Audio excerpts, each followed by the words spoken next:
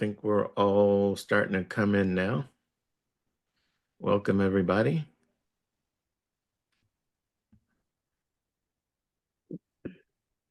We'll give it another minute or two. We have an opening video, so we'll play the video in a minute so that folks can come in while the video is playing. Just a little music to get us ready. And I will go ahead and start that.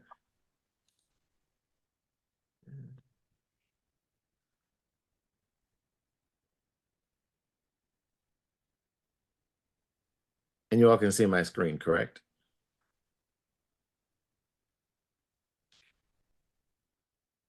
A racial justice series. And in my sessions on racial justice, I'm focused on the facilitator taking a stand. We're going to learn and we're going to demonstrate and we're going to practice. Everybody who comes, we're practicing taking a strong stand for yourself.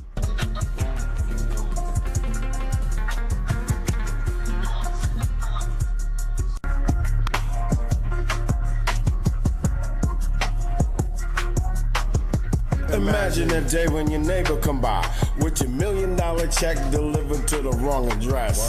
No protest, just fessed up, relaxed, and pass back out of respect. Re-envision the hood, spotlighting the good vibes and intentions many don't like to mention. What's good for the goose should be produced for the gander. White types of all colors condemn thieves like Alexander. Everybody want their grandma safe in a space free to tour. Question you feel good about yours, going to the local store. Let your stance. Got your passion for life. Living in love. So that's in your chest, and a little hope. Passion for life. Passion let your stance. And a little hope. So the world need love and hope logos. We got power to make it jump like pogos. Plan a stance for inner love, enhance your chance. We dance above the lance of the iron glove. Time to elevate like our name was Otis. RJC style Lotus. Been positive to notice. Wanna survive, better know this. The fake cake is what we bake. We don't have to be brothers to understand the sense and do unto others as you would have them to do unto you, your crew, your fam, favorite woman, a man, expand the race or nationality. It should be the same mentality. Let your stance. Random thoughts.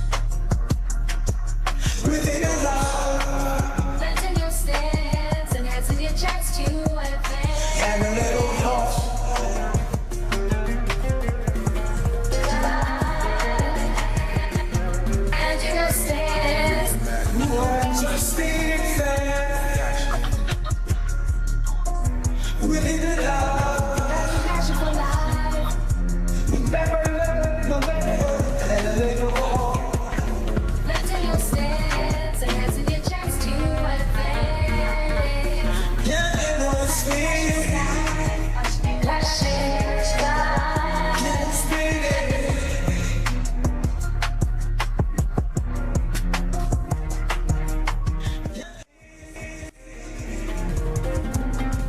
Participate and support our efforts. It is literally the village growing the nation is what we're trying to do.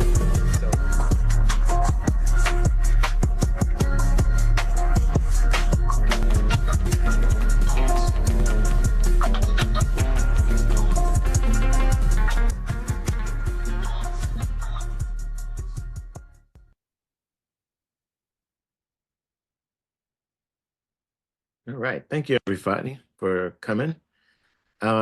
This is our first event for 2025, and you'll have myself and Sundiata and Renee doing the presentations.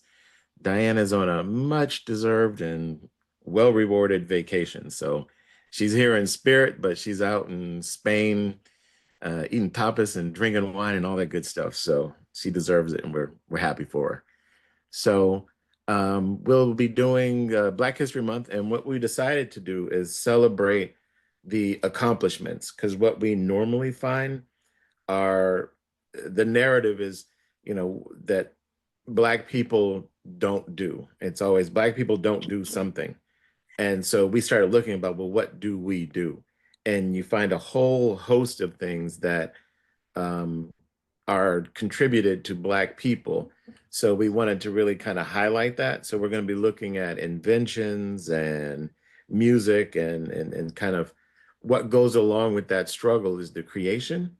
And it's something that never gets highlighted enough. And Black History Month, we figured is a good time to talk about the spirit and the tenacity and the ability to create under great pressure and to do things that today we still use and are part of our everyday life, and we may or may not know where those contributions came from. So we want to just take a little time and highlight some of that for everybody. So, like I said, this is our first event. We have another one in June. I'll get the date for you. And then we're going to do a couple of what we call pop-ups, which are small 1 hour events that are going to be around certain topics specifically. So we'll start to see that. And again, if you are part of Eventbrite, you'll see them when they pop up. So as we always get started, we're going to start with a video from Pharaoh, who is our resident historian. So let me get that queued up and we'll watch a little of this and then we'll get started.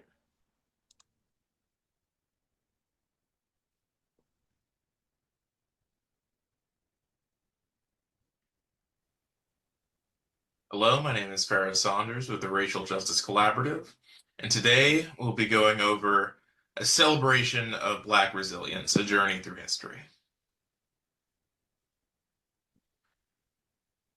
The chains of oppression, the birth of slavery in America. It began in 1619. A ship docked in Jamestown, Virginia, carrying the first enslaved Africans to what would become the United States. Despite the inhumanly dire circumstances of the wider slave trade that would follow, spirit and culture endured, building families, customs, and traditions that would stand the test of time and eventually give rise to cherished arts and culture celebrated the world over. The fight for freedom, rebellion, resistance, and abolition. Despite the claims of equality in the American Declaration of Independence, clearly this was not the case for Black Americans. The daring uprisings of Nat Turner, the fearless rescues of Harriet Tubman, the powerful words of Frederick Douglass, and the quiet bravery of those who fled through the Underground Railroad all show that freedom was always something that needed to be fought for rather than being freely given. The war that changed everything. Emancipation and Reconstruction. For the country at large, the Civil War was fought to preserve the Union. But for Black Americans, the war had a much more personal context, of being a war for their freedom and liberation across the entire country. After the victory of the North, Black communities wasted no time building new futures with their newfound freedom. Black schools, businesses, churches, and political leaders all flourished. The first Black senators and representatives took their seats in Congress, proving that power was no longer a privilege reserved for white citizens.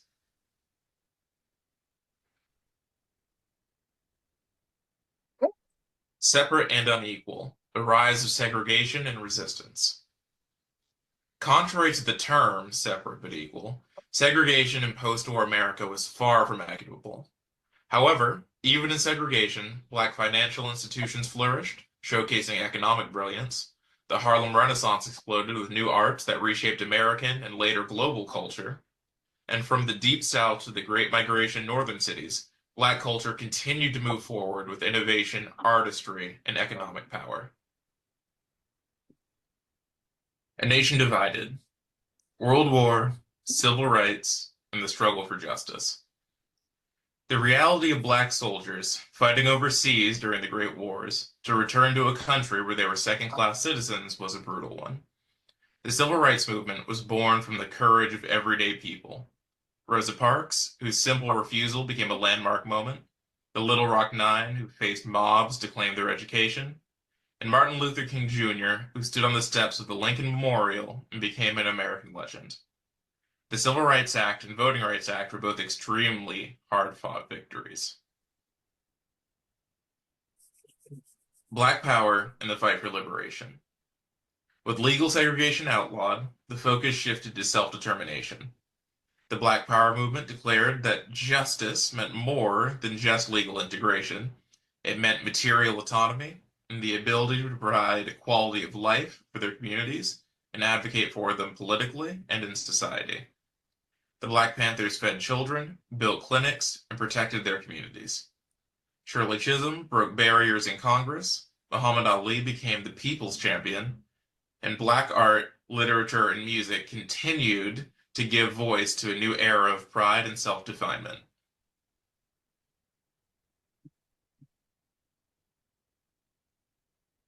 A new era, progress, setbacks, and the politics of race. Progress came with challenges, but Black culture pushed forward. The war on drugs devastated communities, yet hip-hop emerged as a defiant voice of truth. From Oprah Winfrey to Robert F. Smith, Black entrepreneurs redefined success. HBCUs produced generations of leaders, while Black athletes and artists continued to dominate global stages. And in 2008, a son of a man from Kenya and a woman from Kansas, raised with the lessons of the Civil Rights Movement, made history as the first Black president of the United States. Obama's election was not the end of the journey, but it was proof of how far Black people had come. The fight continues, Black Lives Matter, and the call for justice. In the 21st century, history has not ended, and injustice still persists within society. When the world witnessed the deaths of Trayvon Martin, Michael Brown, Breonna Taylor, and George Floyd, Black communities did what they had always done and organized. They spoke out and formed coalitions that changed history, with the protests of 2020 being the largest in all of history, spreading to other countries as well, showing how far this fight for equality had spread the world over. My name is Farrah Saunders with the Racial Justice Collaborative, and thank you for taking part in our Black History Month 2025 event.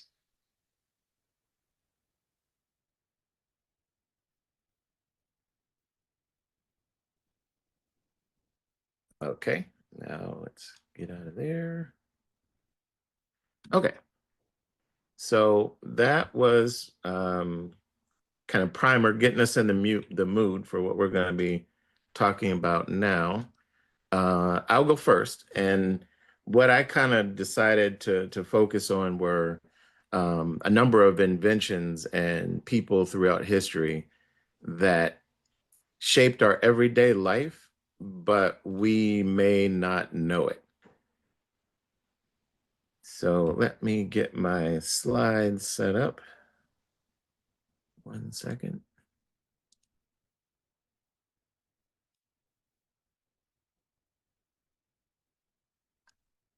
Well, Frank's getting that together. I would like to add on. We have a very intimate group here. I've seen most of you before. Hopefully, we'll have some more people fall in. But in the meantime, open your mind for some things you might not have heard before. I think we might be talking to the choir, but you'll still come out of here with some more enlightenment.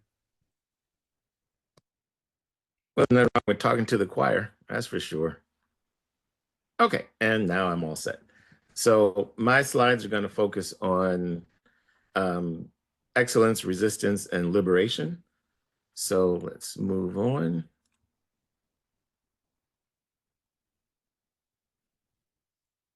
And all right, got to do this the other way.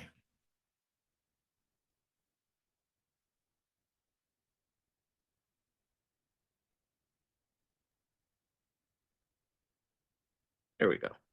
Okay.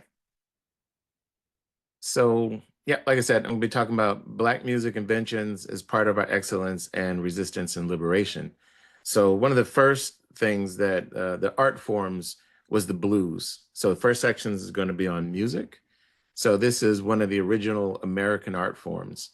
Blues is a true original musical form born from the deep cultural heritage of African American communities in the Mississippi Delta. It emerged as a powerful expression of hardship, resilience, and emotion, influencing nearly every major American music genre, from jazz and rock to soul and hip hop. The raw storytelling, rich melodies, and rhythmic innovations of blues artists laid the foundation for modern popular music, making it enduring an essential part of America's cultural identity. So we'll start in 1912. Trumpeter W.C. Handy, known as the father of the blues, publishes the sheet music for Memphis blues, which he describes as a Southern rag. 1914, Handy composes the classic St. Louis blues, further shaping the blues genre. 1920s, Charlie Patton emerges as a leading figure in the Mississippi Delta blues scene. His powerful playing and emotionally charged lyrics set the foundation for the genre. In the late 20s, Son House, with his deep gospel-influenced singing and raw slide guitar technique, begins making his mark, adding a spiritual intensity to Delta blues. In the 1930s, Robert Patton raises to prominence, blending traditional Delta blues with an innovative electric guitar technique. His haunting lyrics and mysterious persona added to his legend. Throughout the 20s and 30s, we have Bessie Smith, Ma Rainey, Billie Holiday. They bring blues and jazz to wider audiences, influencing generations of musicians. Okay. In the 40s and 50s, Muddy Waters and Howlin' Wolf amplify the blues with electric guitars, laying the groundwork for rock and roll. 1969, W.C. Handy becomes the first Black performer honored with a U.S. postage stamp, cementing his legacy in American music history. In 1986, Duke Ellington is posthumously honored for his contributions to jazz and blues. And in 1993, Otis Redding, known for his soul-infused blues styles, is recognized for his impact on modern music. The legacy of Black innovation in music. Music is ever evolving, but at its core, so much of we hear today traces back to Black artists and their groundbreaking contributions. From gospel to hip hop to techno, Black musicians have shaped the way we experience sound. Let's highlight a few pioneers who've left an indelible mark. We'll start with an instrument first that shaped countless genres, the banjo. While many people associate the banjo with bluegrass and country, its origins trace back to Africa. Enslaved Africans brought similar strings instruments to America, where they evolved into what we now know as the banjo. That twangy, percussive sound became the backbone of early American folk and country music. But its influence didn't stop there. Decades later, hip-hop producers sampled blues and folk records that featured the banjo, blending its distinct sound into modern beats. The banjo is a reminder that Black innovation has shaped music for centuries, even in places people might not expect. Next, Sister Rosetta Tharpe, a true icon and gospel music pioneer. She wasn't just a gospel singer, she was one of the first artists to fuse gospel with blues and country, ultimately shaping what we now recognize as rock and roll. Her electrifying guitar style, full of distortion and energy, influenced legends like Chuck Berry, who once said that his entire career was just one long Rosetta Tharpe impersonation. Coming out of the post-blues era, she took the raw emotion of the blues, infused it with gospel's passion, and added a touch of swing and country, creating something entirely new. Without her, the sound of rock as we know it wouldn't exist. Moving from gospel to the futuristic sounds of Detroit, we'll talk about DJ Robert Hood, a legend in the world of techno. Post-blues music evolved in many directions, and techno was about pushing rhythm and repetition into a new space. Hood helped shape minimal techno, a stripped-down, hypnotic style built on deep blues lines and pulsing beats. His work laid the foundation for electronic music today, influencing everything from house to hip-hop production. And of course, we can't talk about Black musical innovation without mentioning hip-hop itself. Born in the Bronx in the 1970s, hip-hop took elements of funk, disco, and soul and turned them into something revolutionary. DJs like Kool Herc used break beats to create endless loops, where MCs rapped over the beats, telling stories of struggle, triumph, and everyday life. As the genre evolved, groups like Public Enemy used hip-hop as a platform for political and social activism, delivering hard-hitting messages over powerful beats. Meanwhile, artists like Black Star, the duo of Yasin Bey and Talib Kweli, kept the focus on lyricism, blending jazz and soul influences into thoughtful poetic storytelling. Today, hip hop dominates global music, proving that Black creativity continues to push boundaries. From the roots of the banjo to post blues gospel, from the rise of techno to the revolutionary impact of hip hop, Black musicians have created the soundtracks of our lives. Their influences in everything we hear, and their legacy is still being written. Black musicians have shaped the rhythm and soul of the modern world's music, and their influences reach far beyond stage. Just as these pioneers have broken barriers into the music industry, Black innovators have been equally instrumental in innovating the technologies and everyday tools that we rely on. From creating revolutionary devices to changing the course of history, Black innovators left an indelible mark on our world. Let's talk about them. We have Garrett Morgan first. He was an African-American inventor and entrepreneur. He is best known for inventing the traffic light in 1923, which added a third signal to improve road safety. His designs became the foundation for modern traffic systems. Also, he invented the gas mask in 1914, initially used by firefighters and later credited with saving many soldiers' lives during World War I. Morgan's invention showcased his commitment to public safety and problem solving. Despite facing racial barriers, he left a lasting impact on engineering and society. His legacy remains an inspiration for future inventors. Next, we have Marie von Britten Brown, the co-inventor of the first home security system in 1966 with her husband, Albert Brown. Living in Queens, New York, she designed the system in response to high crime rates and delayed police responses. Her invention combined closed security TV, two-way communication, and a remote door unlocking system, which allowed homeowners to monitor and secure their homes more effectively. The pioneering technology laid the groundwork for modern home security systems used worldwide today. Brown's work enhanced home safety and inspired future advancements in surveillance and security.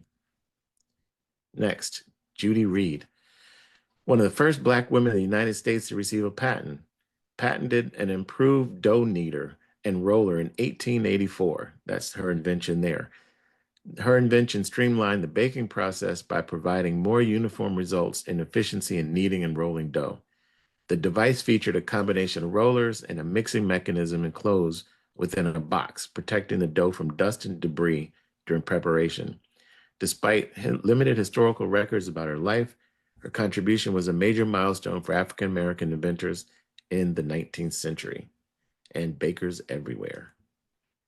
Next, Andrew Jackson Beard. He was born a slave in Stockton, Alabama, and gained freedom at 15. He became a prolific inventor, developing several patented innovations. Most notable invention, the automatic railroad coupler, patented in 1897, which significantly reduced work injuries and deaths by allowing train cars to connect automatically. He also held patents for improvements in plows and steam engines, showcasing his ingenuity across multiple fields. Despite racial challenges, Beard's work revolutionized railroad safety and left an enduring impact on transportation industry. Michael Crosland. He was an African-American inventor who made significant contributions in healthcare technology. He developed a blood pressure monitor with a built-in computer that transformed how blood pressure data was recorded and analyzed. His invention enabled real-time monitoring, improving management of conditions like hypertension, and leading to better patient outcomes. Crosland's work laid the foundation for modern wearable health devices, demonstrating the crucial role of technology in medical advancements. His contributions continue to impact how patients and healthcare professionals track vital health information. Alexander Miles. He invented the automatic elevator door mechanism in 1887. Before his invention, elevator doors and shaft doors had to be opened manually and closed manually, leading to frequent accidents where doors were left open. Miles's invention introduced a mechanism that automatically opened and closed both the elevator and the shaft door, greatly improving safety. His designs remain the foundation for modern automatic elevator systems. His work revolutionized vertical transportation, and significantly enhanced public safety. George Crumb, African-American and Native American chef, credited with inventing the potato chip in 1853. He worked as a chef at Moon's Lake House in Saratoga Springs, New York. He created the snack incidentally when a customer complained that thick-cut potatoes were not crisp enough. In response, Crumb sliced the potatoes extremely thin, fried them until they were crispy, seasoned with salt. The result became an instant hit, leading to the birth of one of the world's most popular snacks. Though he never patented the invention, his culinary creativity left a lasting mark on food industry. Dr. Marion R. Croak. She is a pioneering African-American engineer and inventor specializing in telecommunications.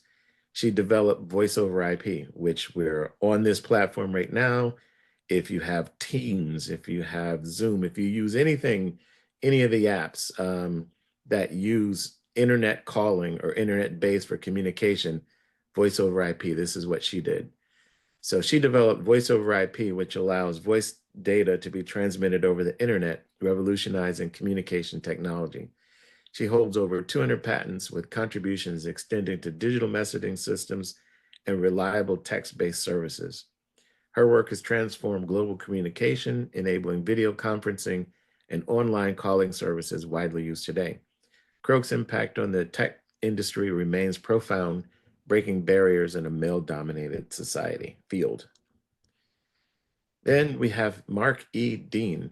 He's an African-American computer scientist and inventor, instrumental in developing the IBM personal computer in the 1980s. He was one of the lead engineers on the IBM PC project. He co-invented the industry standard architecture, an ISA bus, allowing multiple devices like printers and disk drives to connect to personal computers. He personally holds 3 of the 9 original patents for the PC. So a third of the PC patents he holds himself. He later developed groundbreaking advancements, including the first gigahertz microprocessor, revolutionizing computer performance. His work made personal computing more accessible and continues to shape technology. That ends it. So thank you for listening to my contribution to the Racial Justice Collaborative's celebration of Black History Month. I'm grateful for the opportunity to share some of these stories of the inventors and musicians who shaped the modern world. It's been a pleasure to highlight their incredible contributions, and I truly appreciate your support in honoring their legacy. Thank you for being a part of this conversation. And with that, I will stop. And if anyone has any questions or comments. Yeah. What? I want to say that was a very well put together thing. Even though we worked on it together, I learned some things even still, and I've seen some of that before. Well presented. Thank you. You're welcome. And that's one of the things is there are so many objects and devices and technologies and foods that we use every single day, and we have no idea about their origins. And like we've talked about, is it nefarious and they're trying to hide things, or is it just lost through the history of time? But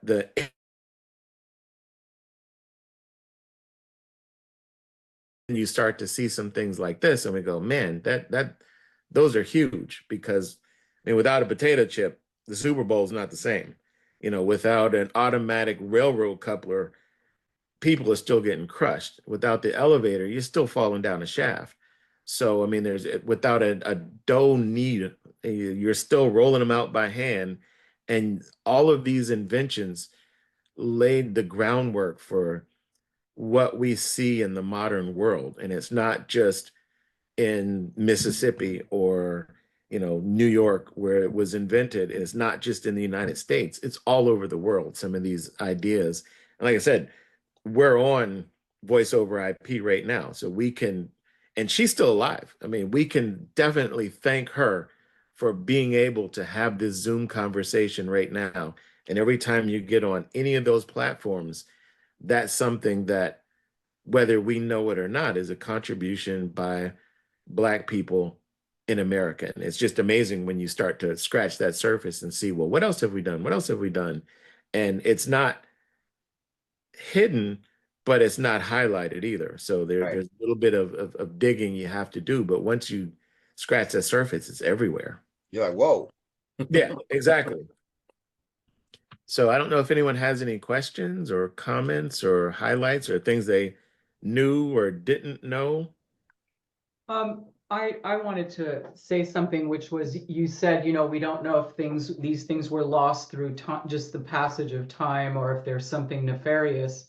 And when you look at, I mean, you look at the destruction or the erasure of, Black communities, historic ones, the destruction of them, cemeteries, and so forth. I don't think I think those were nefarious. And to be honest, I think that, the banjo, no one taught, or country music and its links, all of the controversy among white country fans about Beyonce. I mean, it is nefarious. I don't know what else you can call it, really. But that's just my Nice. opinion. Yeah. I mean, I personally agree with you. And, I think that it doesn't behoove certain people in power to give acknowledgement to the origin. So you just, well, if you don't talk about it long enough and no one brings it up, then it becomes forgotten. And then you go, well, it wasn't nefarious, just nobody brought it up. But I think that there isn't a push for trying to learn the roots of things. And I would guess that in this in particular, but just in general, people aren't interested in history and they aren't interested in knowing where things come from and where it started. So I think that that plays into the favor of people that don't want you to know. It's easy because we're not really going to look, and we're just going to go, I just like country music and I like rock and roll. And when someone says, oh, rock and roll is a black art form, then they look at the recent past and they go, well, there's no black people in rock and roll, so that doesn't track. There's no validity to it. And they won't go any deeper than that to go, well, what did this person mean by this? Because if you research, it's there. You just have Yeah. to want to do it. And most of the times people don't have that desire. Right, but the thing is, Beyonce, you look at her platform, a global platform, she had the power to basically tell people about themselves, right? Yeah. And so that was an interesting twist, because people couldn't turn away from what she was doing and what she was saying. And then separately, I know you say people, and if we're talking about white people, they're not that interested in history, but think about all those guys who go around and dress up as revolutionaries, and I forgot what all that's called, but they Reenact. celebrate particular battles and particular, you know, That's true. That's yeah. true. So those guys anyway are interested in that history Right. and preserving it. So anyway, Yeah, no, that's a great point. And I think some of it is it's what interests you. And it could be that for whatever reason, this part of history doesn't interest a lot of people, especially in the American kind of America's the greatest kind of ethos where I'm looking at things that make me look great, make me or my people. And so they're not looking at the totality of we're all here in the United States, but I'm just looking at the things around me that are similar to me that I can kind of get behind and right. not some of those other ones. Any other questions, comments? Yeah, I just want to say that was a great presentation, Frank. Thank you for that. Okay. I was familiar with a lot of that music history, but all the inventors, like I didn't know any of that. That was really instructive. And before Beyonce came up a second ago, I was thinking about during your presentation, I was thinking about Rhiannon Giddens. You know her? She's No. a contemporary uh, singer and banjo player. Okay. And um, she's got a show on PBS, or she had a show on PBS, where she was sort of through her music trying to make people aware of the history of the banjo and how it's an African instrument, and just how much that's shaped music in this country, and with its roots being forgotten. If you don't mind, can you drop her name in Yeah, yeah. I just put it in. Is it Rhiannon Giddens, right? Yeah. Oh, yeah. And the reason that I I thought just put about it there. her is Yeah, that she that's plays really banjo on interesting. Cowboy Carter. Cowboy Carter. So she appears on that Beyonce Oh, record. wow. Yeah. Okay, that's cool. For those people who don't know, Gabe's son is a musician and he plays the guitar too, right? Yeah, he does. He Yeah, does. his name is Louis. Y'all need to check his music out. He's really good. Ah, Yes, thanks, man. He's on the young side. He's 13, but he's got game. he's deep. Boy, deep. All right. Any other comments, questions? I just love that. That was so exciting, and also Jordana, I so appreciate that you put that into chat about Marion Croak, and in that link it says that during her career, Croak and her team created a text to donate system for charitable organizations Hmm. that first saw widespread use after Hurricane Katrina. Right. For So, Haiti, Katrina. wow, She's VP of engineering now, I think well, anyway, it's all in that link. wow. It's pretty, cool. Yeah, it's amazing. And it always just blows my mind because we're on her technology right now. Yeah. And I use Teams at work, so I'm on her technology. I have Viber to keep track with my family. That's her technology. I mean, it's just everything that we do in today's modern world with our phones and our computers. We all have that on, on her technology that we use every day. It's just amazing that she's not more well known than she is as being really the the the inventor of modern communications. Because everyone now, I mean, who has a phone? Very rarely do people have phones. So, and we communicate over voice over IP for the most part, unless it's like a United States to United States call. But if you're calling someone in Italy, you're going to use some kind of app that will translate your voice to data and over the internet. So amazing. Oh, Truly. Greg, you have your hand up. Sorry. Yeah, I just want to mention there is also the Harlem Renaissance, Mhm. which did we touch upon that at all? I didn't, no. Okay. But for sure, you can mention, you can go ahead and, is there something in particular or? Um, well, there were some incredible authors that came out of there from the Harlem Renaissance. And of course, with my ADHD, I've forgotten names, but if you Google Harlem Renaissance on YouTube, you will find their extraordinary contributions in literature and poetry. Mhm. It was an explosive cultural movement. Yes, it was. And pardon my not naming names, but It's okay. Yeah, we'll thank do some research on that. And yeah, for sure, we could have included so much more than what we did, but just in the time that we have, we were like, okay, let's see what we can do. So thank you for that though, Greg. of course. Thank you, Frank. Sure. Anybody else before we move to the next one? All right. So up next, we'll have Sundiata. You're on. Peace, everybody. I'm glad everybody's here. Before I get started, since we're talking about the past and remembering and reclaiming history, the real history, if you pay attention to the back of Jordana Hart's room, there's a picture on the wall that says Sankofa. It's a movie that was done by this guy named Haile Gerima. Excellent film, and it talks about remembering the past and not forgetting where you came from. So, with that being said, I'm gonna move into mine, which is a video put together just to add on to some of the things that Frank was bringing up. And if you thought that you learned a few things about some modern technology, I'm going to add on. There's a whole lot more. We could talk about it all day long if you really do your research, like you said, but this is a quick one. So here we go. Share. And Frank, let me know, make sure that everything's cool, okay? Okay. All right. I'll let you know. All right. Can you see Yes. my screen? Okay. And here we go. Tell me if everything is good. There's no blockages on the screen?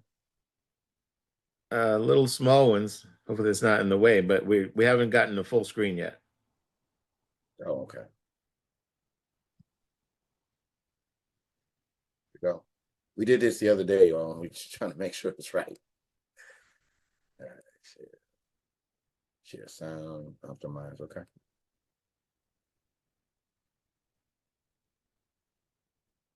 Can you see everything now? Yes. Now it's full screen. We see it. Excellent. All right, here we go. We will be here forever. Oops. Do you understand? So are we recording, Frank? We are. Yes, sir. I wasn't able to take those words out, so we're gonna have to just skip it and move into it. Yeah, we'll skip the verse. All right, that'll work. Here we go, folks. We didn't want to run Do it. you understand? Forever. Forever. When it comes to black people, they're kind of my personal title. Throughout history, inventions have fueled progress, transforming societies and shaping the world as we know it. However, not all stories of innovation have been. Everyone can see in here? No, we can't see. We lost your screen share. We can hear though. Right. And just run it through. I mean, if they don't like a little copyrighted material, well, we're sorry about that. Okay. We'll chop it out. All right, here we go. Can you see it now? Not full screen. Now? Nope. Doing wrong. Should be Like in the middle though, it looks like you're on the side of the thing that makes the screen big. How about that? No. I mean, are you sharing the whole screen or just a file? The whole screen? Okay. Let's try it again. Does it work the other day? Mm-hmm. It was working just a second ago. How about now? It hasn't come up yet. We will be here forever. Did it come up? Now we see it. Yep. All right, here we go. Do you understand? Forever. Forever and ever and forever. Do you understand? Forever. If people love black people as much as they love black culture, everything will be fine. Everyone loves black culture. Yeah, That's so true. They love black culture, but when it comes to black people, they're kind of let me grab my kid, let me touch my personal title. Yeah. Throughout history, inventions have fueled progress, transforming societies and shaping the world as we know it. However, not all stories of innovation have been treated equally. There's a side of history that often goes untold, a side where inventions created by black minds were unfairly stolen, suppressed, or overshadowed by an environment fueled by hatred, racism, and inequality. This wasn't just about stealing ideas. It was an attempt to rewrite history and undermine the incredible contributions of black individuals. The patent system, designed to safeguard the rights of inventors, frequently worked against black creators. Discrimination ran rampant, with many black inventors being denied patents or having their contributions stolen. The truth is that being black in America is like walking through the store and people are scared of you or being stopped by law enforcement for no real good reason.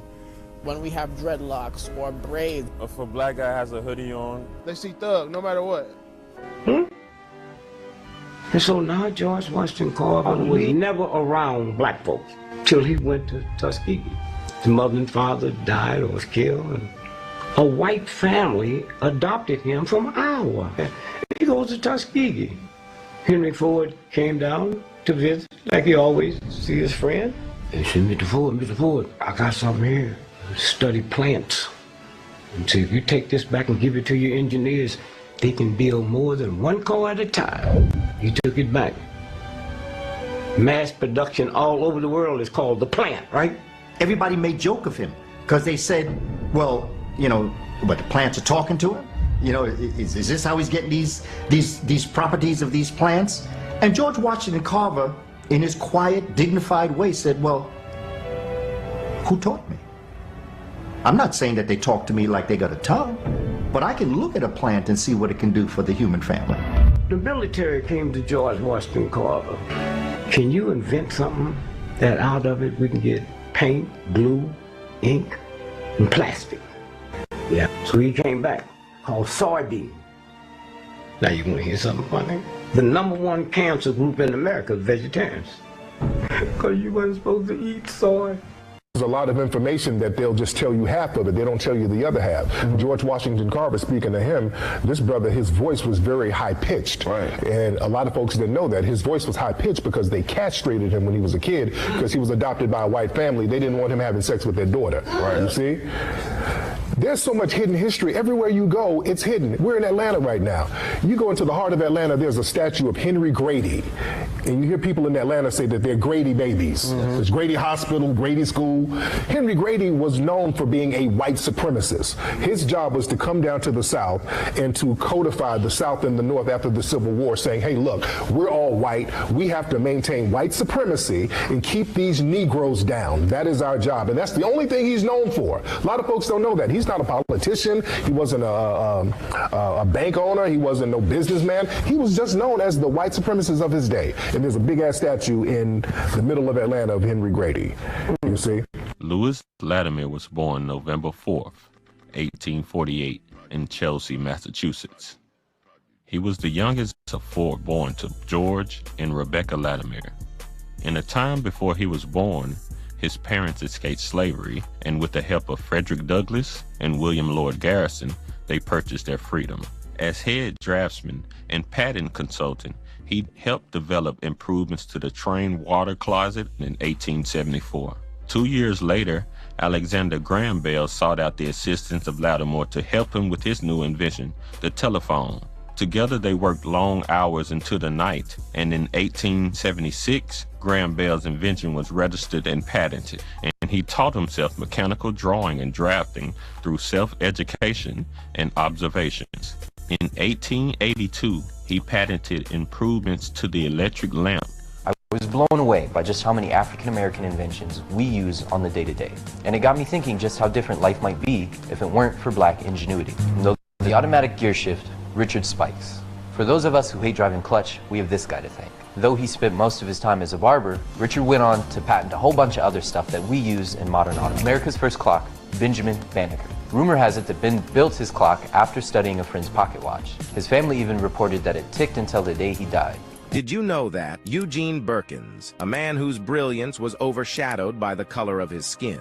Eugene Birkins, born in 1877 in New Orleans, possessed a mind teeming with innovation. By 1900, he found himself in Chicago, where he patented his groundbreaking creation, the Birkins automatic machine gun. Despite its remarkable performance, Eugene faced rejection due to prejudice. Unable to secure recognition, he ran a humble restaurant in Chicago and passed away in 1929, alone and penniless in Detroit. Valerie Thomas, a NASA physicist, revolutionized technology by inventing the illusion transmitter in 1977. This groundbreaking mechanism paved the way for 3D movies, allowing images to be viewed in 3D using concave mirrors and light rays. Dr. Shirley Jackson, the first black woman to earn a doctorate from MIT, made significant contributions to telecommunications. Her research led to the development of technologies like the touch-tone telephone, caller ID, and the portable fax. Mary Beatrice Kenner transformed feminine care with her invention of the sanitary belt, the precursor to modern sanitary pads. Her creation provided the first reliable menstruation protection for women. In 1919, Alice Parker designed a gas furnace capable of heating entire homes and buildings. Her invention laid the foundation for modern central heating systems. These incredible women shaped our everyday lives with their visionary innovations. Frederick McKinley Jones left his mark with the development of refrigeration equipment, receiving over 40 patents for it. In the 1930s, he began inventing automatic refrigerated air cooling units for trucks, trains, ships, and planes, which helped the preservation of food. His creation, the Thermo King, allowed people to eat fresh food year-round. His work also contributed to the preservation of blood and medicine, proving to be particularly useful during World War II. Oh, I hate having a birthday during Black History Month. Why do I only get a day when they get an entire month? You're so smart, babe. You know what we really need? We need a White History Month. Did someone say that there should be a White History Month? Yeah, how'd you know? Let me guess, you're not racist or anything, but you just think it'd be better if we didn't have a Black History Month in America at all. Yeah, pretty much. Synchronous multiplex railway telegraph. Granville Taylor Woods, a remarkable African-American inventor. Among his notable inventions was the synchronous multiplex railway telegraph, a revolutionary communication system that allowed moving trains to exchange messages with railway stations. This breakthrough was achieved by enveloping a coiled wire beneath the train with a magnetic field, enabling seamless communication. In 1887, Woods secured a patent for his invention. Thomas Edison, a renowned white inventor, contested Woods's patent claim, asserting that he had developed a similar telegraph device. Edison aimed to lay claim to the invention, casting a shadow of doubt on Woods's achievement. Undeterred, Woods defended his creation not once but twice. He demonstrated that no other existing devices could have served as the foundation for his invention, solidifying his rightful ownership of the patent. Woods's victory was not merely about securing a patent, it was a resounding affirmation of black genius and innovation. One potential treatment for COVID-19 is among the most promising. It's an experimental procedure that transfers blood plasma from a coronavirus survivor into the bloodstream of a patient still battling the disease. Moving blood from donors to patients is the foundation of the blood bank system that saves lives on a daily basis in this country. And its creation is most credited to one man, inspired to act. Yo, we gonna tell a tale that's tragic and magic. What do you and your crew know about Dr. Charles Drew? Let me break it down, put you up on the 1-2. Quick mental run through. It's the 40s, America beefing, World War II. Losing teeth and catching griefing. Spirit of war, grim reaping. This cat ain't no dud with a case of asthma. Worked out brand new ways to store blood plasma. If you were shot, I stabbed and badly bleeding. Before Charles Drew, a coroner you might be needing. But he figured out ways to take peeps with the same blood types and shake and bake and make a way to keep you awake. Alive and thriving, surviving through transfusion. Check my facts, this ain't no illusion. Brilliant so-called black man, rocking a doctor coat in the real life tan. Crashed in a car accident, bashed and bent. Went to the closest hospital, Jim Crow. Laws inhospitable to true and living aboriginal. And telling his tale brings disgust and spittle too. Act spit a loogie, but this is how they did my man Drewy. His Pete walked to the Emerge clinic to be met at the door with a racist absurd cynic. They were told they didn't serve Negroes as if we were like steaks and stoves. Drew's peeps begged and pleaded that Dr. Drew blood transfusion was needed, but was back that his cries weren't heeded. Couldn't get no help from those who took a oath to get their powers to allow us to keep breathing. So Doc Drew ended up leaving to try to make it to the other side of town where the people were brown. But by the time they made it around, the death toned on. Dr. Charles Drew was gone. Throughout history, the narrative of innovation and invention has often been tainted by racism and greed, as evidenced by the case of Oscar G. Stewart and his exploitation of the ingenious creation of his enslaved blacksmith, Ned. This dark chapter sheds light on the systemic theft of black inventions by white individuals who sought to capitalize on the brilliance of black minds while perpetuating a deeply entrenched system of oppression. The story of Oscar G. Stewart and his attempt to patent the cotton scraper, a groundbreaking invention attributed to Ned, exemplifies the audacity of white slave owners to claim credit for the ingenuity of the very people they subjugated. Stewart's request for a patent was rightfully denied. Stewart's subsequent letter to Secretary of Interior Jacob Thompson, in which he asserted that slave owners were entitled to the fruits of both the physical and intellectual labor of their slaves, encapsulates the deeply ingrained mindset of white supremacy and entitlement. The year 1858 marked a turning point, as enslaved black individuals were officially barred from applying for patents, further exacerbating the exploitation they faced. Denied the opportunity to legally claim ownership over their innovations, they became vulnerable to the predatory intentions of their white owners. This not only stifled the potential for black inventors to gain recognition and prosperity, but also cemented their subordinate position in society. Despite numerous rejections, Stewart began manufacturing the creation and reportedly used this testimonial from a fellow plantation owner. I am glad to know that your implement is the invention of a Negro slave, thus giving the lie to the abolition cry that slavery dwarfs the mind of the Negro. When did a free Negro ever invent anything? This statement reveals the hypocritical nature of their beliefs, attempting to simultaneously justify slavery while appropriating black ingenuity. Opening with a tale of unsung heroism, we delve into the life of Garrett Augustus Morgan. Born in Kentucky in 1877 to former slaves, he journeyed to Ohio as a young man. With only a 6th grade education, he crafted a precursor to the gas mask, a safety hood designed to allow breathing within toxic environments. Yet due to racial prejudice, many shied away from his invention. The real test came when workers drilling under Lake Erie met a patch of toxic gas. Undeterred, Morgan wore his safety hood, venturing into the tunnel to rescue the miners. His race overshadowed his heroism, his recognition delayed. A quarter of a century ago, the water treatment plant atop the tunnel was rechristened the Garrett A. Morgan Water Treatment Plant. His design, ordered nationwide, saved countless lives. Garrett's inventions made the world safer. His resilience against prejudice, a true testament to the power of perseverance. In the realm of technological advancements, two names shine brightly: Henry T. Sampson and Jesse Russell. Sampson, an African-American inventor and nuclear engineer, revolutionized the world of communication with his invention of the gamma electric cell in 1971. This technology became a cornerstone for the invention of modern cell phones. Switching gears, meet Jesse Russell. Known as the father of the digital cellular technology, Russell's innovative work in the early 1980s propelled the evolution of digital cellular phones. His contributions have significantly shaped the way we communicate today. These two individuals, Sampson and Russell, have undeniably left their indelible marks on our digital landscape. It is crazy how they make people of color look in this country, son. All that we've done for America, and we get credit for nothing. Like what?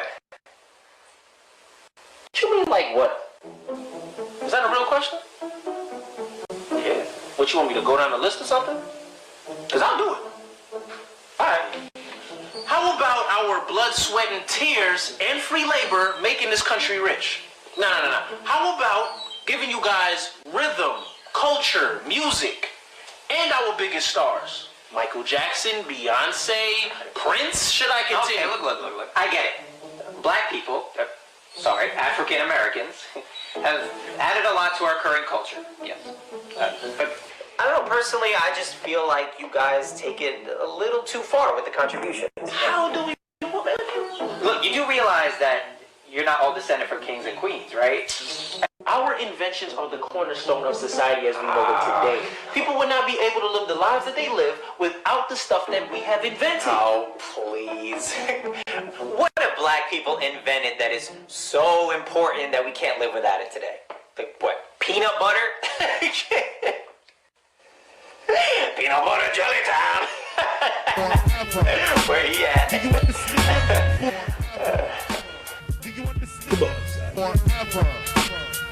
George Washington. All right, so I'm gonna stop sharing now.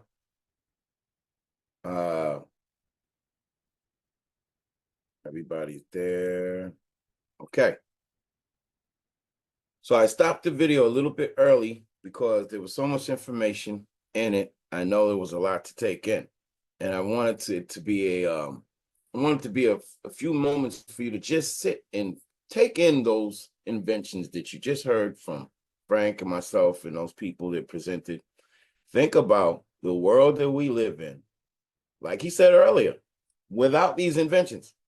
And, you know, for the biggest racist out there, he has to be able to look at this and say, oh, well, maybe they're not that dumb. You know what I'm saying? So I think that if you do your own research, like Frank said, and we all try to find out more about ourselves, you know, we know lots about European history because that's what we learn every day, in school and stuff. And what's going on in politics now is interesting because they're trying to erase this. But I think it's a push for us to do what we should have always been doing, which is to teach ourselves what the truth is and pass that on to ourselves and not sit around waiting for someone else to teach us right when they won't treat us right. So I hope that you learned some things with this.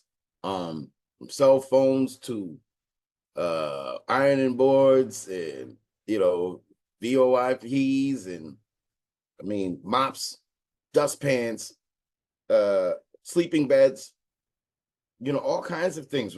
Toilets, hello, who don't use those, sanitary pads, all these things came from us right here. We won't get into music and medicine and all that stuff that came from our people over in the motherland in Africa, but that's real too.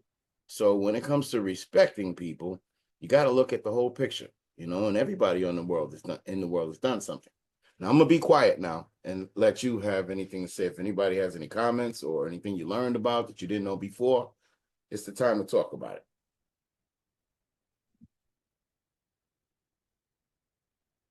Now don't all jump at once. It's too much. Slow down. All right, well, I'm gonna do something real quick before I pass on to Renee. Oh, Okay. Oh, you got something to say, Nina? Go ahead, Nina. I was really glad. I mean, thanks for everything that you just featured, and thanks Frank, Renee, and Sundiata for organizing this and bringing us together. But I was wondering if you were going to include your music around Charles Drew, and so that was like a wonderful surprise. Yeah, I love whenever you and like just other people in general channel like education and knowledge building through music and creativity. So thanks for doing that. I unfortunately have to leave early. So I just wanted to like apologize, but also express my gratitude for you all. And I had included in the chat a link to the short documentary that I saw called Black to Techno by Jen and Kiru. And so it looks like the entire documentary is maybe on that link that I dropped. So if anyone's interested, like that was eye-opening to me because I knew there were a lot of really great people in Black history who have contributed to a lot of the music that exists now. And techno, I didn't really know, the history behind techno, so it was great to learn more about techno and how like it's grown into a way for other movements abroad to kind of utilize it and leverage it as a way for advocating for like independence and rights. Apparently it played a big role in the fall of the Berlin Wall, which is included in the documentary. So just wanted to say that and thank you all. And I hope to see you all again. Thank you, Mina. Bye. Thanks for putting the link in. Well, I'll have to take a look at that. Appreciate that very much. Of course. All right. Take care. You too. All right. Anyone else? Yeah, I was unaware of so many Black inventors. I mean, thank you, Sandiana. This was an education for me. That's what I was hoping, Greg. That's what you wanted to do, and that's what you did. And now I come away better educated about Black inventors. Pretty astounding stuff. Yeah. We say it has been hidden and has been suppressed. You think it was nefarious, Greg? Yes, I think the suppression, of course, was nefarious. Yeah. I was trying to be polite. Well, maybe not, but yeah, I believe. Good job. But related to what Greg is saying, we know that Black people who invented things were denied patents. So right away, they're not going to be patented, which leaves their invention open to theft. And we saw that happened over and over. And the people who stole or used it to build onto it, but nonetheless, that's a theft, True. So that to me already, it's not even like hidden, it's just out in the open theft. Well, that's true. And I can't remember, it kind of dovetails on that. I don't know if I included the individual, but it was a man who was born a slave and he actually got some patent, but he sold them so that he could buy his freedom. I don't remember who it was, but it was somewhere in my research. Benjamin Brennan. Benjamin Brennan, he invented the steam engine for ships. And because he was a slave, he couldn't get a patent. Okay. So he sold his idea and bought his own freedom. Okay. Yeah. Thanks for bringing that up because he was in my presentation, but I wanted to give people a time to talk. And I really kind of stopped a little bit early because there were two current people. If you would, I just want to say for one moment about each one because they were from MIT, both of them. And let's see, the first one was, tell me if you can see it, Frank. The first one was, yep. Her name is Jenny Patrick, and she went to MIT. She was actually a friend of my mother's, and she's my auntie. She was one of the very first chemical engineers. One of the very first female chemical engineers, black female, and I suggest you look her up. Her name is Jenny Patrick. The other one is my uncle. His name is James Hubbard. Here he is. And he was a mechanical engineer as well. If you've ever seen the spaceships that go up, they got this black stuff on the top, this black substance that goes over the top. He invented that. He invented it using the science of melanin, and how it absorbs sun and turns it into energy and it can protect. So these are people who are still alive, in our midst that are doing real groundbreaking things. And if racism was slow its ugly head down, you would learn a whole lot more about it without all the nefarious this is and that's that go along with it. But thank you so much for your comments. I hope you learned something. Please take it to your communities and pass it on, because this kind of stuff is life-changing if you start to understand, like, hey, damn, I'm in a country where half of the stuff I use is made by these people that I might despise. Sundiata, is that James E. Hubbard Jr.? You know what? Who was a mechanical engineer in aerospace. Yeah, so there's a lot of links about him. He's done a lot of things. Yeah, there's a lot. That's me and Princess's uncle. Sorry, Alan. I'm sorry. Go ahead. Oh, no. So a couple of thoughts occurred to me, and good afternoon, everybody. And thanks, Sundiata, and thanks, Frank, and Jordana as well. I was thinking of, I think it was in one of Kendi's books. I'm not sure if it was stamped from the beginning. I think it may have been in that, where even when you're presenting like inventors like this, I think it's like white people generally kind of would categorize this. It becomes kind of the exceptional narrative. These are the exceptional Black people, so it sort of then creates a sort of a differentiation to say, yeah, you see, there are some exceptions. So this disproves a point or something. And I think the point Kendi was saying, it's sort of like, it was sort of a backhanded compliment to say, oh, you've got all these great Black people, but the rest of you, but in thinking about that, because I hadn't thought about it until seeing this, it's actually that whole concept of the exceptionalism, it just arises from that there's blind spots, that there's been stuff left out, and it's like a systemic racist leaving out of people. And then all of a sudden, when you bring them in, it feels like, quote, an exception versus it's the rule. Black people are part of the human population. White people are part of the human population. But if you leave one group out and all of a sudden pick a month, let's say February, to say, okay, we're going to make this the exceptional month. But the whole reason behind that is because the other 11 months, and actually even that 12th month of February, it's the still exclusionary world that we live in. So kind of an interesting twist on the exceptional concept. Thank you for that. Great point. Yeah. It is a good point, because a lot of people would look at that and say, "Oh yeah, those are just some exceptional people." But when you do the numbers, you start getting into the raw science and what it really goes down into. You just find, there's creativity in all people on the planet, and there's exceptional creativity in this particular people, which is the oldest on the planet. I'll argue with any historian about that if you want to go. Okay, but anyway, I appreciate your comments, and I don't want to take up too much time if Renee has something set up for us. You set, Renee? I believe I am.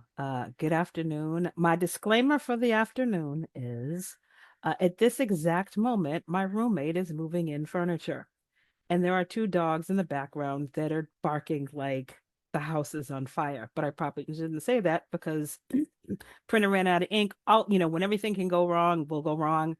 However, the ministry part of me says when all this stuff happens, it's because you're actually on track with something that should move forward into the universe. So I am Renee Taylor. I don't want to call it old, but back in the day, friends with Frank and Sunyata. And I'm happy to be asked back um, to such an amazing collaborative that's just focusing on all things that a lot of people don't want to talk about, right? So my assignment for the afternoon, and I will not be before you long, you are going to see a dozen slides. There are going to be a lot of words on those slides. Don't worry about that. I'm just gonna kind of facilitate through them, and it's going to be more of like a chat with us, right? If we were in person, I would have you guys kind of join in on some things, but because we're talking about music, there's going to be music in it. I was told due to copyright infringements, don't use video, so I didn't. So you'll hear me.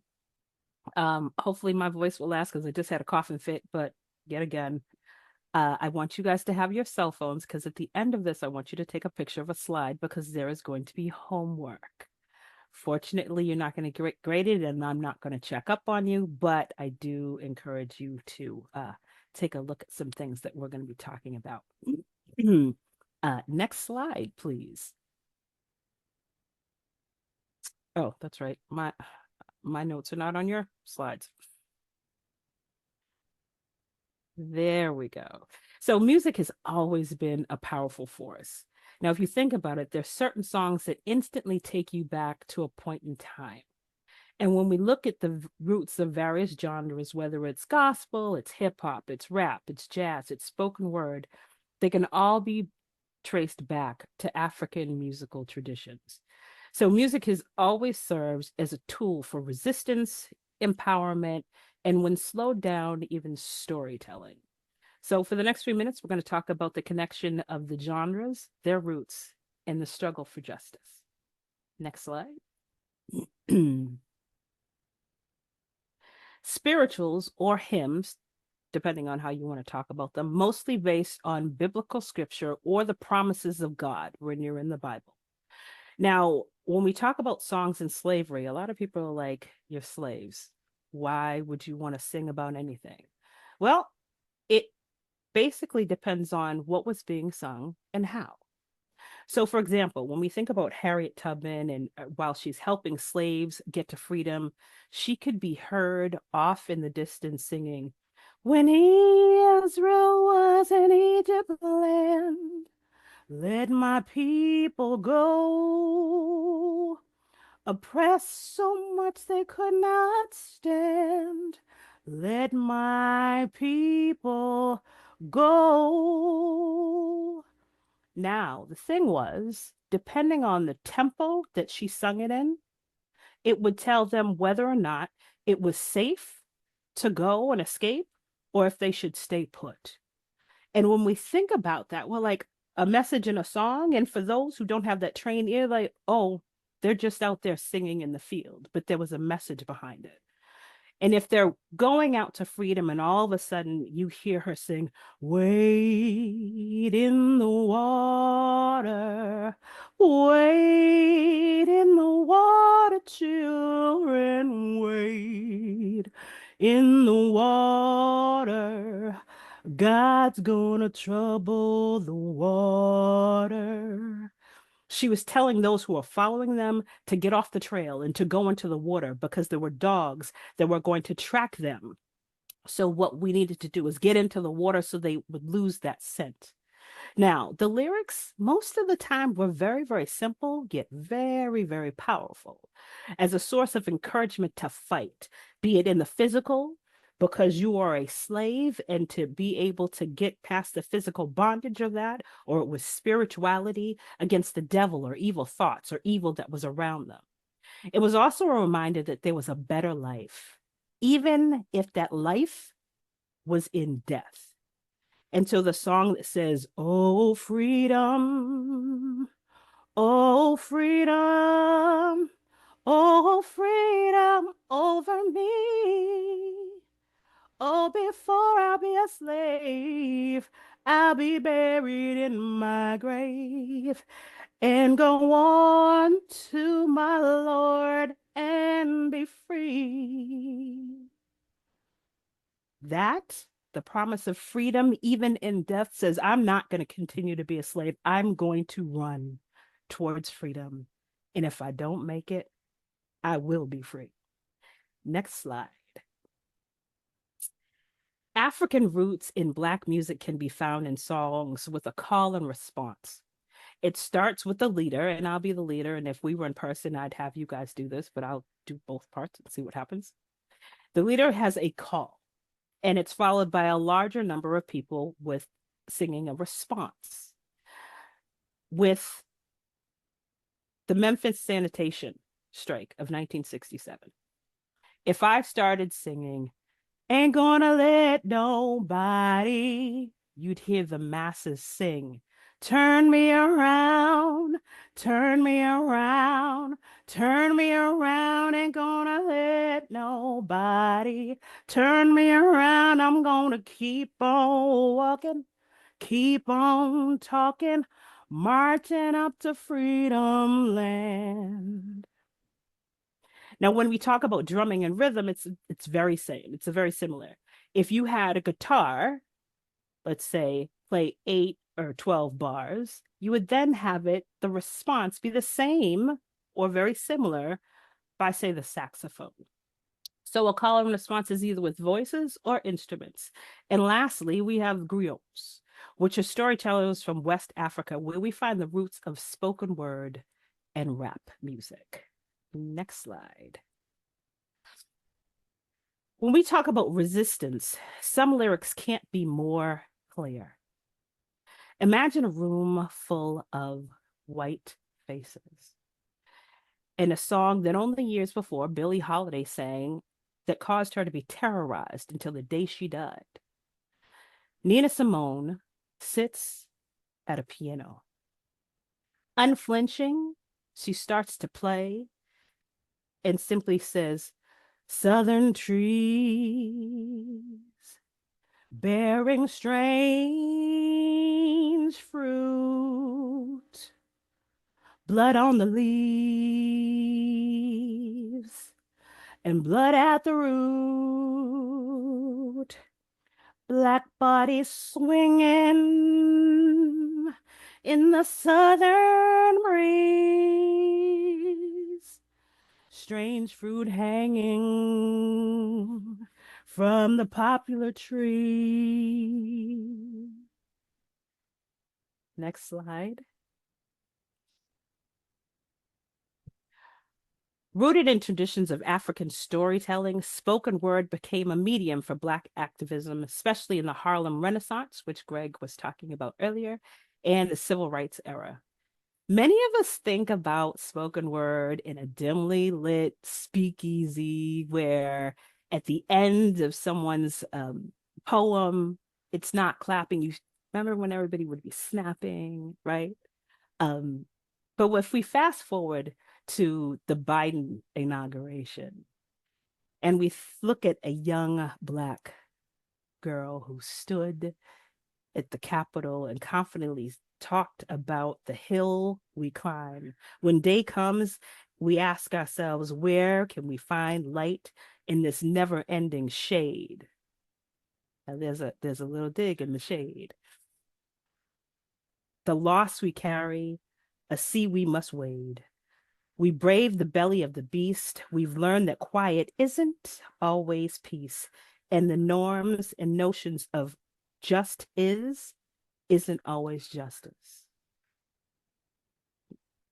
We also have the revolution will not be televised, which people, I remember hearing that years and years and years. The revolution will not be televised, but it wasn't until recently I really understood what that meant. Next slide. When we talk about rap and hip hop is the voice of the streets. Born in the 70s in the boogie down Bronx, MCs, and for those who don't know, an MC is a microphone controller, use their linguistic gifts to string along lyrics that told truthful commentaries about police brutality, racism, and poverty. One of the most famous ones is Grandmaster Flash's The Message that gave voice to inner city struggles. And we can't forget about Tupac Shakur's tribute to Black women with the Keep Your Head Up, because of the support that Black women in our communities have always provided. And most recently, as of a couple weeks ago, we've got Kendrick Lamar. To Pimp a Butterfly album is modern day activism. Now, I will say, the research in this, his album To Pimp a Butterfly is modern. And as I sat with this, I had to realize it's more modern than I think I'm used to. But then I had the revelation that it wasn't for me. It's for a generation that's coming behind me that can relate to him and his lyrics. A lot of people kind of connect him with Tupac. But just because I didn't understand it and I couldn't necessarily easily relate to it doesn't make it wrong. It just makes it a different time. Next slide. We all know about the Black National Anthem.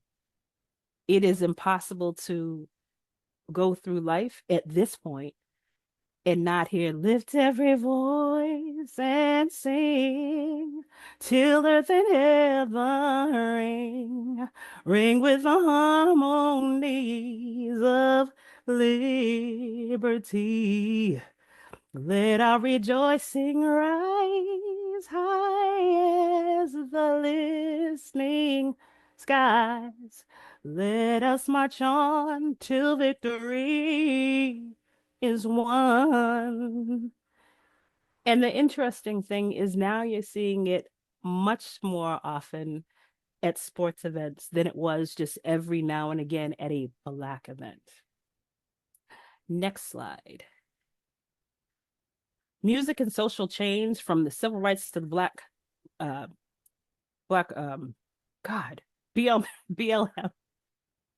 Sorry, I hear people. We've got Sam's Cook, A Change is Gonna Come. If you've never heard Nina Simone's Mississippi, goddamn, it is a very interesting listen. And then bringing it more to modern day times, we've got Glory that came out of the Black Lives Matter. We've got Beyonce's Freedom, and if you happen to ever be a watcher of The View, that is now their theme song, where she talks about freedom, freedom, I can't move, freedom, cut me loose, freedom, freedom, where are you? Because I need freedom too. And then we've got Kendrick Lamar's All Right, where he talks about at the age of 27, when he wrote the song, all's my life I've had to fight. All's my life I've had to fight. And as I mentioned on the other slide, there are some interesting lyrics, but that beginning ends with, but if God's got us, we're gonna be all right. Next slide.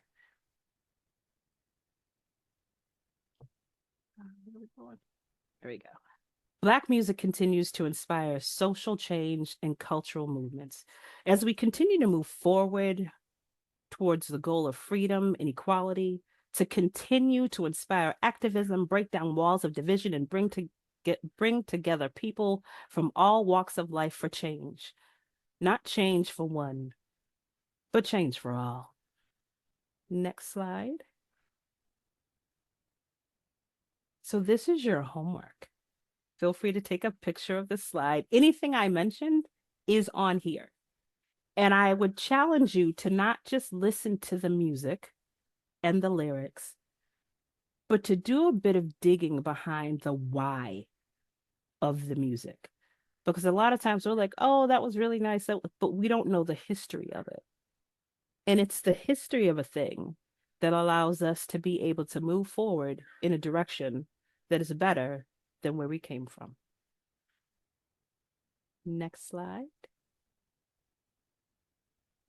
All right.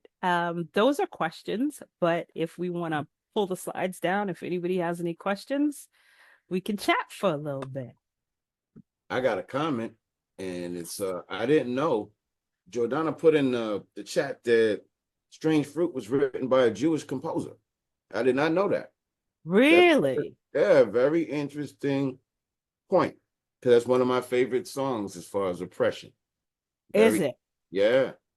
Yeah, when you listen to the entire thing, it is, if it doesn't stop you to just kind of sit with it for a minute, and to think that someone could sit at a piano and so eloquently sing of something so just so. If you listen to nothing else, listen to Strange Fruit. And as much as we want to say it's something, that fruit is no longer around, not the case. I lived in Texas, I've lived in Louisiana, and unfortunately, it is still the case.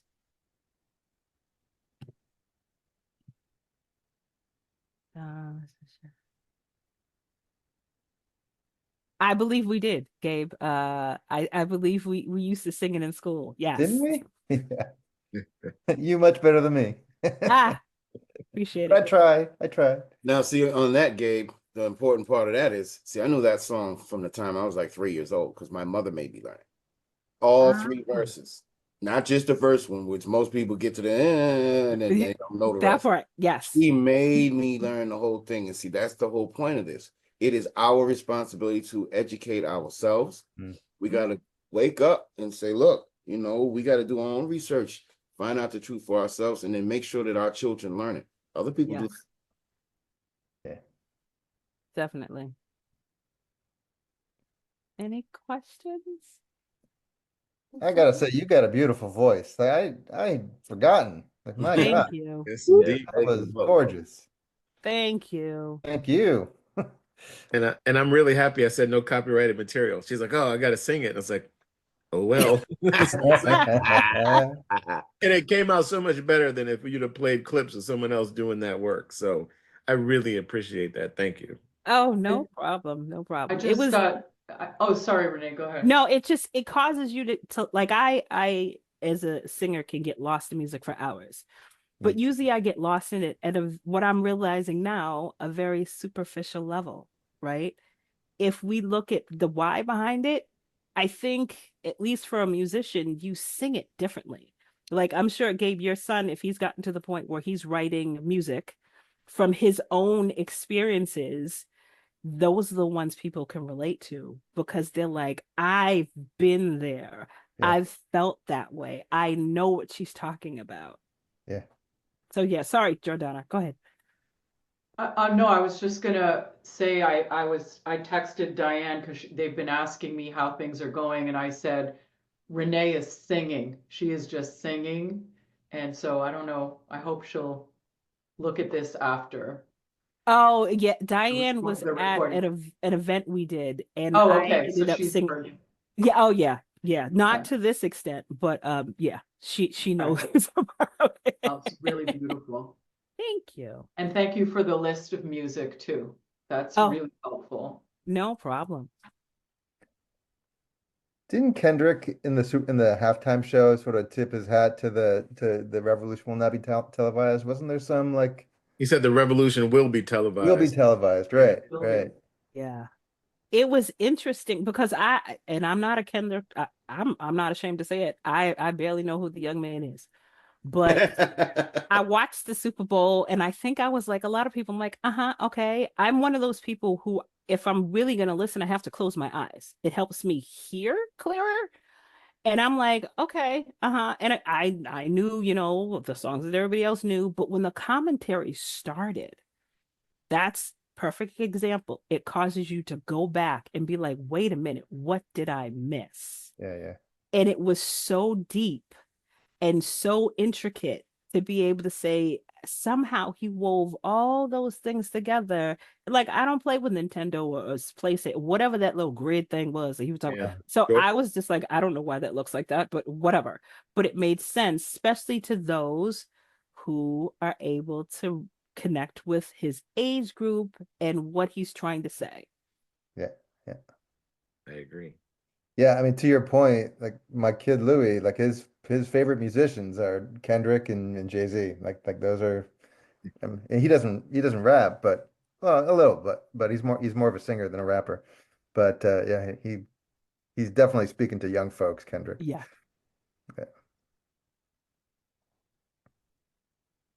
You raised him well. He might be a little bit disappointed on his second choice soon when some of these allegations come out. But in the meantime, Wait, what allegations? Oh, let me not get started on all that stuff. Connected with the Puffster. Oh.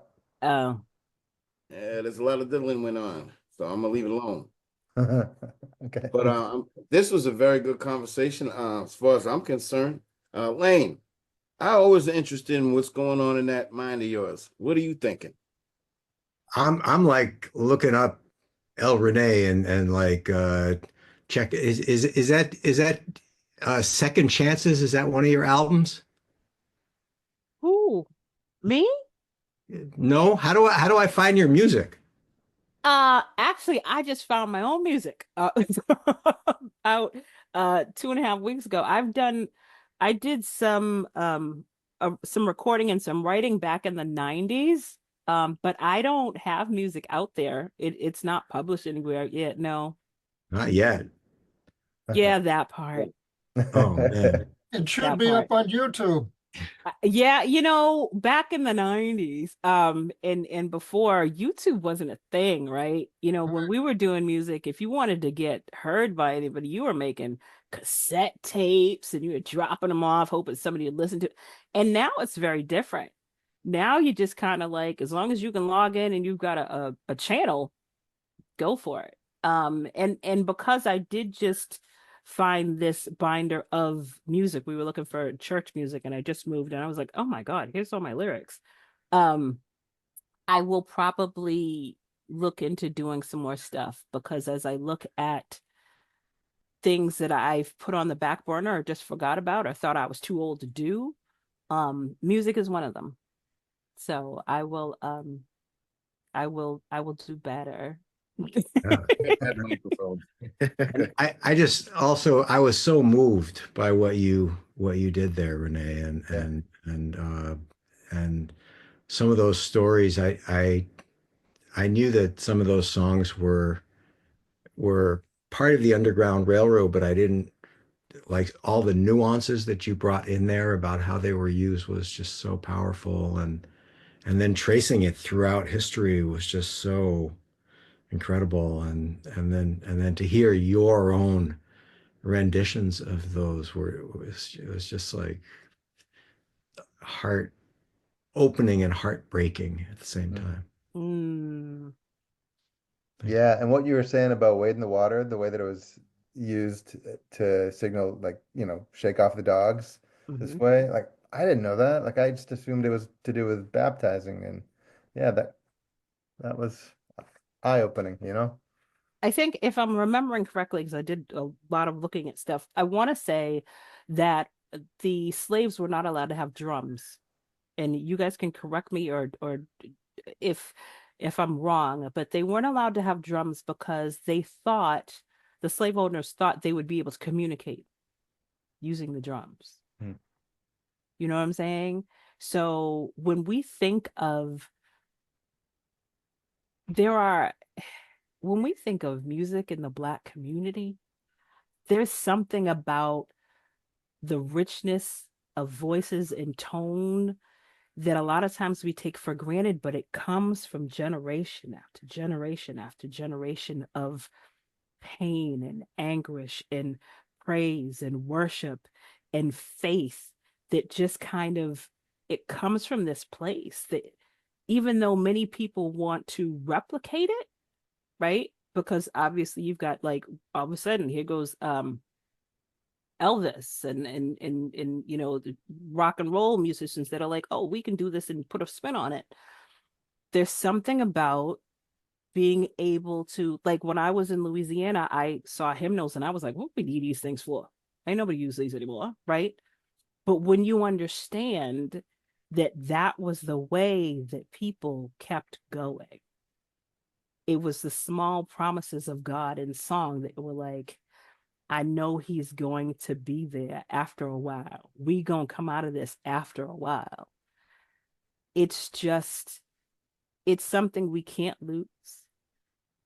And I think in music in general, we're losing some of the purity of it.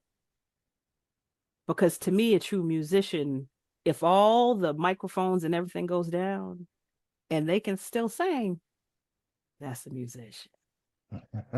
And if they have a microphone, it's because a Black man invented that microphone. Come on, sir. I'm missing his name right now. I think it was Henry Sampson, but don't quote me on that. But it was a brother that came up with the microphone. There you go. All right. Do we have any closing words? Anybody have last things to say before we wrap up? We're a little bit over, so I don't want to keep people unnecessarily. Frank, will this be up on YouTube? Yeah. On the RJC channel? Yes. Once we end, it'll process itself, and then we'll do a little bit of editing and then upload it. So yeah, it will be available. Right. We can also make available the PowerPoint slides. I think we'll put out the thank you email, and if I can remember, I'm going to attach it to there so that you can have the slides as well. But yes, it'll be up there. I'll add it to my channel. Thank you. Appreciate that, Greg. Excellent. That's what we need to do. Yeah. Spread the word. Spread the word. James Edward West, microphone. Thank you, Jordana. That's right. Okay. There's another very famous West too. Check him out. His name is Moses West.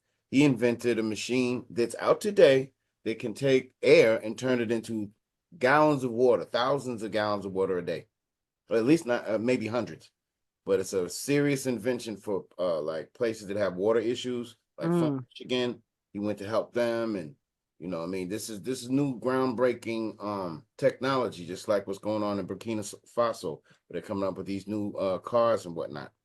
Just keep your eyes on us and what we create, and you find a whole lot of stuff to where we're going. Hopefully, we can combine the technologies and innovation from different peoples, give everybody their proper credit, and then we can move on forward.